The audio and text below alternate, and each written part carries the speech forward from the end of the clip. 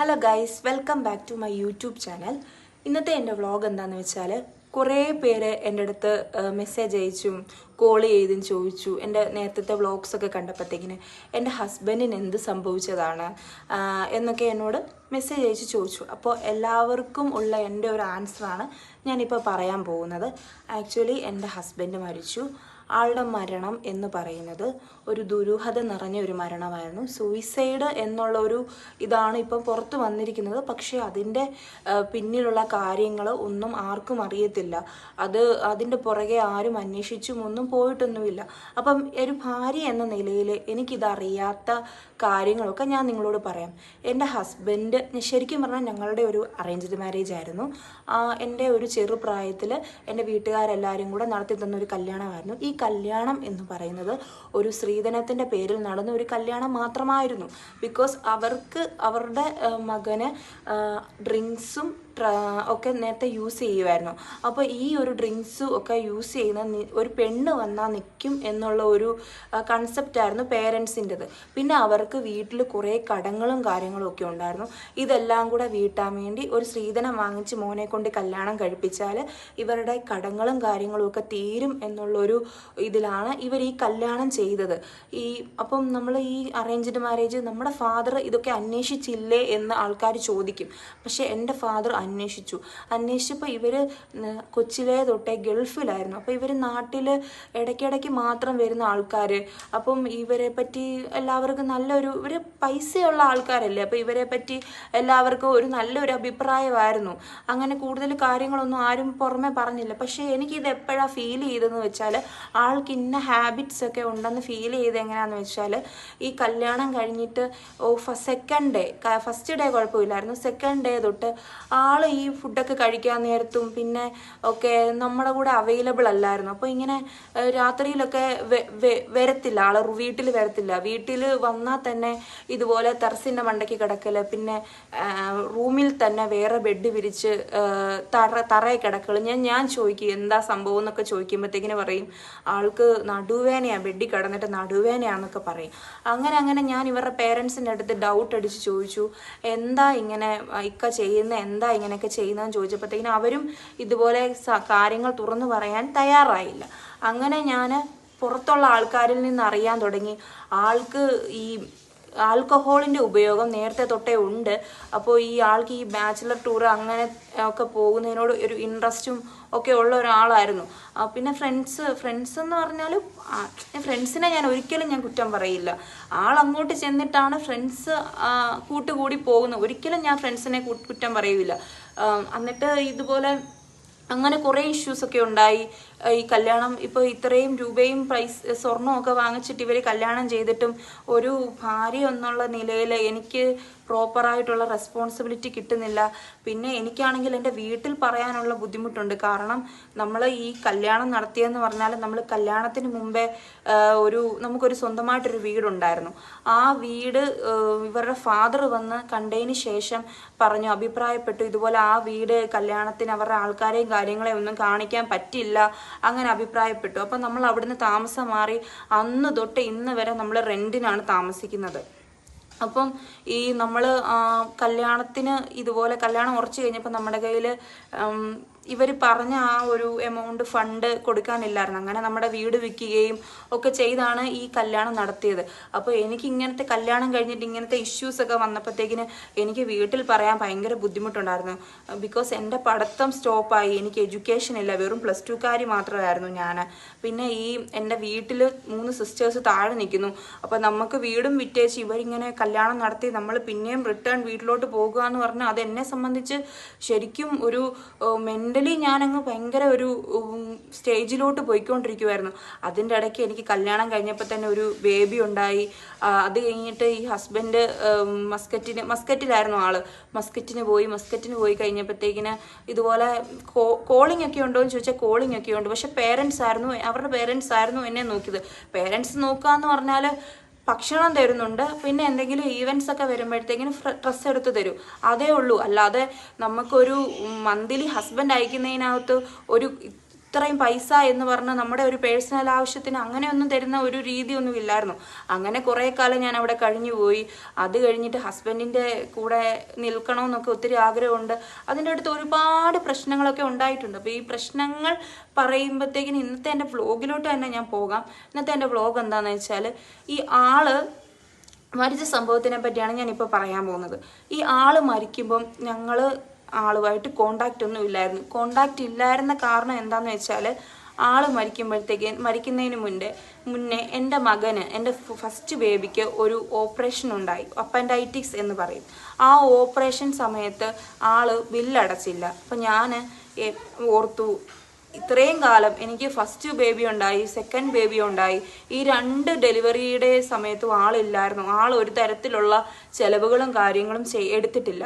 അപ്പം ഞാൻ ഓർത്തു, ഇപ്പോൾ കുഞ്ഞിനൊരു അസുഖം വന്നപ്പോൾ പോലും ആളിങ്ങനെ ഹെൽപ്പ് ചെയ്യുന്നില്ലെന്ന് കണ്ടപ്പോഴത്തേക്കിന് ഞാൻ ആലോചിച്ചു, ഇത്രയും പ്രശ്നങ്ങൾ ഞാൻ ഫേസ് ചെയ്തില്ലേ, ഒരുപാട് പ്രശ്നങ്ങൾ ഞാൻ ഫേസ് ചെയ്തു, ഇത്രയും പ്രശ്നങ്ങൾ ഫേസ് ചെയ്യില്ല, ഇനി എന്തിനാ ഇങ്ങനെ ഒരാളെ എന്തിനാ നോക്കിക്കൊണ്ടിരിക്കുന്നത് എന്നുള്ള ഒരു തിങ്കിങ്ങിൽ ഞാൻ ഞങ്ങളുടെ പള്ളിയിൽ കൊണ്ടുപോയി ഒരു പരാതി കൊടുത്തു. ആ പരാതി കൊടുത്തപ്പോഴത്തേക്കിന് ഈ ഹസ്ബൻഡ് നാട്ടിലില്ലായിരുന്നു. ഹസ്ബൻഡിൻ്റെ ഫാദറായിരുന്നു ഈ പള്ളിയുടെ ചർച്ചയിൽ പങ്കെടുത്തത്. ഈ ആൾ വന്നിട്ട് പള്ളിയുടെ ചർച്ചയ്ക്കകത്ത് പറഞ്ഞു, ഇനി ഹസ്ബൻഡിൻ്റെ പൈസയൊന്നും എൻ്റെ അക്കൗണ്ടിലോട്ട് വരാൻ പാടില്ല, ആളുടെ അക്കൗണ്ടിലോട്ട് വന്നിട്ട് ആൾ കൊണ്ടുവന്ന് ബൈ ഹാൻഡ് നമ്മുടെ വീട്ടിൽ തരാമെന്ന്. അങ്ങനെ പള്ളിക്കാർ മുഖേന ഒരു 15,000 രൂപ എന്നുള്ളൊരു എഗ്രിമെൻ്റ് ഈ ആള് പള്ളിക്കാരുടെ ചർച്ചയ്ക്കകത്ത് സൈൻ ചെയ്തു. ഒരു 2-3 മാസം ആള് മകൻ അയച്ച പൈസ കൊണ്ടുവന്ന് തന്നു കഴിഞ്ഞപ്പോഴത്തേക്കിന് ആ സമയത്ത് ഞാൻ മെഡിക്കൽ കോഡിങ് പഠിക്കാൻ വേണ്ടി ഹോസ്റ്റലിൽ പോയി നിന്നു. ബിക്കോസ് ഈ ഒരു 15,000 രൂപ കൊണ്ട് എനിക്കും കുട്ടികൾക്കും എന്താകാനാണ്. ഞങ്ങൾ എൻ്റെ വീട്ടിലുമാണ് നിൽക്കുന്നത്. അപ്പം ഞാൻ മെഡിക്കൽ കോഡിങ്ങിന് പഠിക്കാൻ പോയ സമയത്ത് എൻ്റെ വീട്ടിൽ നിന്ന് കോള് വന്നു, ഇതുപോലെ ഹസ്ബൻഡിൻ്റെ പൈസ കുട്ടികൾക്ക് ചിലവിനൊന്നും വരുന്നൊന്നുമില്ല എന്ന് പറഞ്ഞു. അപ്പം ഞാൻ അന്വേഷിച്ചപ്പോഴത്തേക്കിനാണ് ഇതുപോലെ അറിയുന്നത്, ആള് ജോലി ചെയ്ത സ്ഥലത്ത് അവിടുത്തെ മസ്കറ്റിലെ ഒരു 4,000 റിയാൽ ആളുടെ കയ്യിൽ നിന്ന് മിസ്സായിപ്പോയി. എന്നിട്ട് ആൾ ഒളിവിലാന്ന് അറിയുന്നത്. അപ്പോൾ ആളുടെ റിലേറ്റീവ്സുമായിട്ടൊക്കെ ഞാൻ അന്വേഷിച്ചപ്പോഴത്തേക്കിന് അവരൊക്കെ പറയുന്നത് ഞാൻ എംബസിയിൽ പരാതി കൊടുക്കാനൊക്കെയാണ് പറയുന്നത്. അപ്പം ഞാൻ അവരുടെ അടുത്തൊക്കെ പറഞ്ഞു, നിങ്ങളൊക്കെ തന്നെ അല്ലേ മസ്കറ്റിലുള്ളത്, നിങ്ങൾക്ക് അവിടെ പോയി ഒരു പോലീസ് സ്റ്റേഷനിൽ പോയി കംപ്ലൈൻറ്റ് കൊടുത്താൽ അനിയനെ എങ്ങനെയെങ്കിലും കണ്ടുപിടിക്കത്തില്ല എന്നൊക്കെ ഞാൻ ചോദിക്കുന്നുണ്ട്. എന്നിട്ട് ഞാൻ ആൾക്കാരോട് അന്വേഷിച്ചിട്ട് മസ്കറ്റിലെ ഇന്ത്യൻ എംബസിക്ക് മെയിലൊക്കെ ചെയ്യാൻ നോക്കുന്നുണ്ടായിരുന്നു. ആ ഒരു സമയത്തും ഒരു നല്ല പോസിറ്റീവായിട്ടുള്ള അപ്ഡേഷൻസ് കിട്ടുന്നില്ല. ആ സമയം ഞാൻ ഈ ആൾ ഒളിവിലാന്ന് പറയുന്ന സമയത്ത് ഞാൻ ദുബായിലായിരുന്നു, വിസിറ്റിങ് പോയ സമയമായിരുന്നു. അപ്പോഴാണ് ഈ അറിയുന്നത്. ആ ഒരു സമയത്ത് ഞാൻ എന്നെ കൊണ്ട് പറ്റാവുന്ന രീതിയിൽ ഞാൻ അന്വേഷിക്കുന്നുണ്ട്. ആളെ കൂട്ടുകാരുടെ അടുത്തൊക്കെ ചോദിക്കുന്നുണ്ട്, ഇവരുടെ റിലേറ്റീവ്സിൻ്റെ ഒക്കെ അടുത്ത് തന്നെ ഞാൻ മെസ്സേജ് ചോദിക്കുന്നുണ്ട്, ആളുടെ നമ്പർ ഉണ്ടെങ്കിൽ ഒന്ന് തരുമോ, എനിക്കൊന്ന് കോണ്ടാക്ട് ചെയ്യാൻ. അപ്പോൾ അവരിൽ ചില ആൾക്കാർ, റിലേറ്റീവ്സിൽ ചില ആൾക്കാർക്ക് നമ്മളിപ്പം ഒരു മിസ്അണ്ടർസ്റ്റാൻഡിങ്ങിൽ നിൽക്കുമല്ലേ, ഇത് നമ്മൾ മിണ്ടിക്കഴിഞ്ഞാൽ നമ്മൾ ഒന്നായി പോകും, അവരുടെയൊക്കെ ലക്ഷ്യങ്ങൾ നടക്കത്തില്ല എന്നുള്ള ഒരു തോട്ടിൽ ഇവരാരും നമുക്ക് നമ്പറോ കാര്യങ്ങളോ ഒന്നും തന്നില്ല. അങ്ങനെ നമ്മൾ ഇങ്ങനെ ഇരിക്കുന്ന സമയത്താണ് ഒരു ദിവസം ഒരു റിലേറ്റീവ് വിളിച്ചിട്ട് പറയുന്നത്, ഒരു കൂട്ടുകാരൻ്റെ റൂമിൽ ആൾ 2 days മുമ്പ് പോയി സൂയിസൈഡ് ചെയ്തു എന്നുള്ളൊരു ന്യൂസ് നമുക്ക് കിട്ടുന്നത്. അപ്പോഴാണ് ഞാൻ ഭയങ്കര ഷോക്കായി. എന്നിട്ട് ഇതുപോലെ ഈ പുള്ളിക്കാരൻ്റെ മരണം പുനരന്വേഷിക്കാനൊന്നും ആരും തയ്യാറായില്ല. അപ്പോൾ ഈ ലേബർ കോർട്ടിൽ അറബി 2 കേസ് ഫയൽ ചെയ്തിരുന്നു. ഈ കേസ് നിൽക്കുന്നതുകൊണ്ട് ആളുടെ ബോഡി അവർ വിട്ടുതരാനോ, മരിച്ചു കഴിഞ്ഞ് 4 ദിവസത്തിന് ശേഷമാണ് ബോഡി വിട്ടുകൊടുത്തത്. അതിനും എൻ്റെ പെർമിഷൻ ലെറ്റർ വേണമായിരുന്നു. ഞാൻ ദുബായിൽ നിന്ന് മസ്കറ്റിലോട്ട് NOC പേപ്പർ ഒപ്പിട്ട് കൊടുത്ത് അങ്ങനെ അവിടെ ഈ പുള്ളിക്കാരൻ്റെ ഫാദറിന് ഈ ബോഡി വേണ്ടെന്ന് പറഞ്ഞു, നാട്ടിലോട്ട് കൊണ്ടുവരാൻ വേണ്ടി ഈ ബോഡി വേണ്ടെന്ന് പറഞ്ഞു. ബിക്കോസ് നാട്ടിലോട്ട് കൊണ്ടുവരുമ്പോഴത്തേക്കിന് കുറച്ച് ചിലവുകളൊക്കെ ഇല്ലേ, ഈ ചിലവുകളൊക്കെ ഈ പുള്ളിക്കാരന് മുടക്കാൻ പറ്റാഞ്ഞിട്ട് ഈ ബോഡി വേണ്ടാന്ന് പറഞ്ഞു. അങ്ങനെ ഈ ബോഡി മസ്കറ്റിൽ തന്നെ അടക്കി. അപ്പം ഞാൻ പിന്നെ ഈ പുള്ളിക്കാരൻ്റെ കമ്പനിയിൽ കോണ്ടാക്ട് ചെയ്തു. എന്താണ് ഈ മരിച്ചതിൻ്റെ റീസൺ? ഈ പുള്ളിക്കാരൻ്റെ അർബാബിനെ കോണ്ടാക്ട് ചെയ്തു, മാനേജറെ കോണ്ടാക്ട് ചെയ്തു. അർബാബ് പറഞ്ഞ റെക്കോർഡ് ഇപ്പോഴും എൻ്റെ കയ്യിലുണ്ട്. ഞാൻ ഈ വീഡിയോയുടെ കൂടെ ആഡ് ചെയ്യുന്നതാണ്. എല്ലാവരും, എൻ്റെ ഹസ്ബൻഡിൻ്റെ നാട്ടിലുള്ള എല്ലാവരും ഈ വീഡിയോ കാണണം. ഈ വീഡിയോ കണ്ട് ആൾ മരിച്ച കാര്യങ്ങളെപ്പറ്റി മനസ്സിലാക്കണം. ഈ ഹസ്ബൻഡിൻ്റെ റിലേറ്റീവ്സ് സ്വത്തും പണവും മാത്രം ലക്ഷ്യം വെച്ച് എനിക്കും പിള്ളേർക്കും യാതൊരുവിധ സ്വത്തുകളും കിട്ടരുത് എന്ന് ലക്ഷ്യം വെക്കുന്ന കുറേ ആളുകളുണ്ട്. കുറേ എന്ന് പറഞ്ഞാൽ ഹസ്ബൻഡിൻ്റെ സ്റ്റെപ്പ് റിലേറ്റീവ്സിനെ ആരെയും ഞാൻ ഉദ്ദേശിക്കുന്നില്ല, ബ്ലഡ് റിലേഷൻസിനെ മാത്രമേ ഞാൻ ഉദ്ദേശിക്കുന്നുള്ളൂ. അവരൊക്കെ ഈ മരണകാരണത്തിന് ഉത്തരവാദി ഞാനാണ് എല്ലാവരും പറയുന്നുണ്ട്. പക്ഷെ ഞാൻ എൻ്റെ ഈ വീഡിയോയ്ക്കകത്ത് ഞാൻ എല്ലാവർക്കും ഞാൻ കേൾപ്പിച്ചു തരും എൻ്റെ ഹസ്ബൻഡിൻ്റെ അർബാബ് പറഞ്ഞ കാര്യം.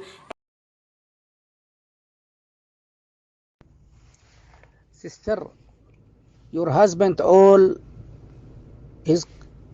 his work with me 1 month. I will change the ID card and the visa for my company all this 1 month. I give him the car and the phone and the room. After 1 month, he cut 4,500 in the market, my money, my company money. After he closed the phone, and I drive the car, and he make it send letter, please, no need work with you. This is money for my pocket. Give me 2 months. I retained. I waiting 2 months. He's not retained. I will go make it the police case and the labor court case. എന്താന്ന് വെച്ചാൽ എല്ലാ തരത്തിലുള്ള ഫെസിലിറ്റീസും ആൾക്ക് കൊടുത്തു. Room കൊടുത്തു, car കൊടുത്തു, job കൊടുത്തു, വിസ അടിച്ചു കൊടുത്തു, എല്ലാം കൊടുത്തു. എൻ്റെ മാർക്കറ്റിൽ നിന്ന് 4,000 റിയാൽ, ഒമാൻ റിയാൽ ആൾ മാറ്റിക്കൊണ്ട് പോയിട്ട് ആ ഒരു കമ്പനിയുടെ വണ്ടി കൊണ്ടുപോയി കമ്പനിയുടെ ഫ്രണ്ടിൽ പാർക്ക് ചെയ്ത് അതിനകത്തൊരു ലെറ്ററും വെച്ചു. I don't want to work with you. എനിക്ക് നിങ്ങളുടെ കമ്പനിയിൽ വർക്ക് ചെയ്യാൻ താല്പര്യമില്ല. ഞാൻ ഈ വണ്ടി ഇവിടെ ഏൽപ്പിച്ചിട്ടുണ്ട്. എൻ്റെ കയ്യിൽ നിന്ന് കുറച്ച് പൈസ മിസ്സായി. ഈ പൈസ തിരികെ കൊണ്ടുവരുന്നിടം വരെ എന്നെ ആരും തിരക്കി വരരുത് എന്നായിരുന്നു ആ ലെറ്ററിനകത്ത്. പക്ഷേ എൻ്റെ ഹസ്ബൻഡിൻ്റെ റിലേറ്റീവ്സ് ആ മരിച്ച സമയത്ത് 1 വർഷമായിട്ട് കോണ്ടാക്റ്റ് ഇല്ലാഞ്ഞ എൻ്റെ തലയിലോട്ട് ഈ കുറ്റങ്ങളെല്ലാം ഇട്ടു. ഫാമിലി പരമായിട്ട് പ്രശ്നമായിട്ടാണ് ഇവൻ സൂയിസൈഡ് ചെയ്ത്. ഗൈസ്, ഞാൻ കണ്ടതാണ്, ഞാൻ വീഡിയോ കോളിൽ ഞാൻ കണ്ടതാണ്. നല്ലപോലെ ക്ലീൻ ഷേവും ഒക്കെ ചെയ്താണ് ആൾ മരിച്ചു കിടക്കുന്നത്, ഡെഡ് ബോഡി കിടക്കുന്നത്.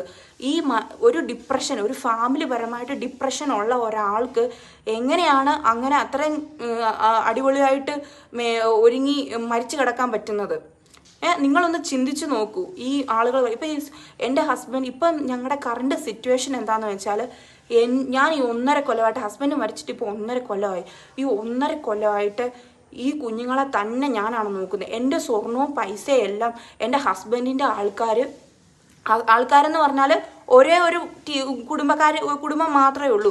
അവരെ എടുത്ത് അവരുടെ കാര്യങ്ങളൊക്കെ കഴിഞ്ഞ് സുഖമായിട്ട് ഫാമിലിയായിട്ട് ജീവിക്കുന്നു. ഞാൻ ഈ കുഞ്ഞുങ്ങളെ തന്നെ, ഇവരുടെ പഠിത്തവും കാര്യങ്ങളും എല്ലാം ഞാൻ നോക്കുന്നു.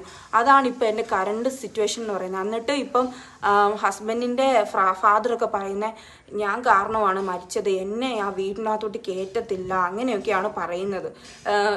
എൻ്റെ കൊടുത്ത പൈസയും സ്വർണവും എൻ്റെ ഹസ്ബൻഡല്ല ഒരിക്കലും എടുത്തത്. എൻ്റെ ഫാദറിലോയും അവരുടെ മറ്റു മകന് വേണ്ടിയുള്ള വീട് പണിയും കാര്യങ്ങളും എല്ലാം തീർത്തതാണ്. അതെനിക്ക് നല്ലപോലെ എനിക്ക് അറിയാവുന്ന ഒരാളാണ്.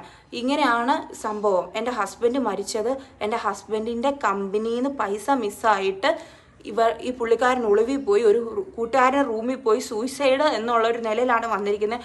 പക്ഷെ അറബി എന്നോട് പറഞ്ഞത്, അറബി ഈ ഫോൺ കിട്ടിയിരുന്നെങ്കിൽ നമുക്ക് എന്തെങ്കിലും കണ്ടുപിടിക്കായിരുന്നു. ഈ ഫോൺ കിട്ടിയിട്ടില്ല. ഈ ഫോൺ എന്ത് ചെയ്യും ചോദിക്കുമ്പോഴത്തേക്കിന് അറബി പറഞ്ഞത് ബ്രദറിൻ്റെ കയ്യിൽ കൊടുത്തു എന്നാണ് പറയുന്നത്. പക്ഷെ അവർ പറയുന്നത് ഇതുവരെ പോലീസ് സ്റ്റേഷനിൽ നിന്ന് വാങ്ങിയിട്ടില്ലെന്നാണ്. എന്നിട്ട് ഞാൻ ഒരു തവണ മസ്കറ്റിൽ പോയി ഖബർസ്ഥാനമൊക്കെ കണ്ടു. ഈ ഫോൺ വേണമെന്ന് ഞാൻ ആവശ്യപ്പെട്ടപ്പോഴത്തേക്കിന് പറഞ്ഞു അത് ഇനി മസ്കറ്റിന് ഗൾഫിന് വരുമ്പോഴത്തേക്കിന് അവർ വാങ്ങിച്ചോളൂ എന്ന് പറയുന്നു. ഇപ്പോൾ 1.5 കൊല്ലമായി ഈ ഫോണും ഒന്നും കിട്ടിയിട്ടൊന്നുമില്ല. ഈ ഫോൺ കിട്ടുമായിരുന്നെങ്കിൽ നമുക്ക് എന്തെങ്കിലും ഒരു തെളിവ് കിട്ടിയേനെ, എന്തെങ്കിലും ഒരു ഹിൻഡ് ഈ മരിച്ചതിനകത്ത് കിട്ടിയേനെ. പക്ഷേ ഒന്നും നമുക്ക് കിട്ടിയിട്ടില്ല ഇതുവരെ. എന്നിട്ട് ഞാൻ കാരണമാണ് മരിച്ചേക്കുന്നതെന്ന് എല്ലാവരോടും പറഞ്ഞു നടക്കുവാണ്.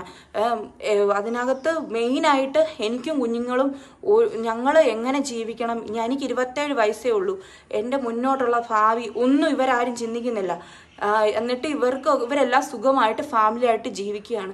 അപ്പം എൻ്റെ ഹസ്ബൻഡ് മരിച്ചതിൻ്റെ കാര്യങ്ങൾ എനിക്ക് ഇത്രയേ ഉള്ളൂ ഗൈസ് നിങ്ങളോട് പറയാൻ. ഇതിൽ കൂടുതലൊന്നും എനിക്കറിയത്തില്ല. തെളിവെല്ലാം അവർ നശിപ്പിച്ചതാണ്. എന്തിൻ്റെ പേരിലാണെന്നറിയത്തില്ല. ഈ ഹസ്ബൻഡിനെയും ആരെയെങ്കിലും ബിസിനസ് ഡെവലപ്പ് ആകാൻ വേണ്ടി ഹെൽപ്പ് ചെയ്തതാണോ ഈ പൈസ കൊണ്ട്, അതോ ഈ ആളുടെ കയ്യിൽ നിന്ന് എങ്ങനെ പോയതാണെന്നൊന്നും എനിക്കറിയില്ല. എൻ്റെ ഹസ്ബൻഡിൻ്റെ മരണത്തിൽ എന്തായാലും ദുരൂഹതയുണ്ട്. എന്നെയും മക്കളെയും വേണ്ടി ആ കുടുംബത്തിൽ നിന്ന് അടിച്ചിറക്കാൻ വേണ്ടി എൻ്റെ തലയിലോട്ട് മൊത്തം വിട്ടു. 1 വർഷമായിട്ട് ഒരു കോണ്ടാക്റ്റും ഇല്ലാതിരുന്ന എൻ്റെ തലയിലോട്ട് മൊത്തം വിട്ടിട്ട് അവരൊക്കെ നല്ല കുടുംബക്കാരും ഒക്കെ ആയിട്ട് നന്നായിട്ട് ജീവിച്ചു പോകുന്നു. അപ്പം എനിക്ക് ഈ വ്ളോഗിനകത്ത് എല്ലാവരോടും പറയാനുള്ളത്, എൻ്റെ ഹസ്ബൻഡ് മരിച്ച കാര്യങ്ങളുമായിട്ട് ബന്ധപ്പെട്ട് ദുരൂഹതയും കാര്യങ്ങളും ഒക്കെ ഉണ്ട്. ഇതെല്ലാം ഇവരുടെ വീട്ടിലുള്ളവർക്ക് മാത്രമേ അറിയത്തുള്ളൂ. ഈ ഫോൺ കൈപ്പറ്റിയവർക്ക് മാത്രമേ അറിയത്തുള്ളൂ. വേറെ ഈ എൻ്റെ ഹസ്ബൻഡ് മരിച്ച കാര്യങ്ങളെപ്പറ്റി കൂടുതലായിട്ട് എനിക്കൊന്നും അറിയത്തില്ല. അപ്പോൾ എനിക്ക് ഇതെല്ലാം അറിയണം എന്നുണ്ട്. ഈ റൂമേഴ്സൊക്കെ മനസ്സിൽ വിചാരിച്ചുകൊണ്ടിരിക്കുന്നവരോട് എനിക്ക് ഇത്രയേ ഉള്ളൂ പറയാൻ. എനിക്ക് നിങ്ങളുടെ ഒന്നും വീട്ടുകളിൽ വന്ന് പറയാൻ പറ്റില്ല. അതുകൊണ്ട് എല്ലാവരും ദയവ് ചെയ്ത് എൻ്റെ ഈ വ്ളോഗ് കാണണം. ഈ വ്ളോഗിലൂടെ കാര്യങ്ങളൊക്കെ എല്ലാവരും മനസ്സിലാക്കണം.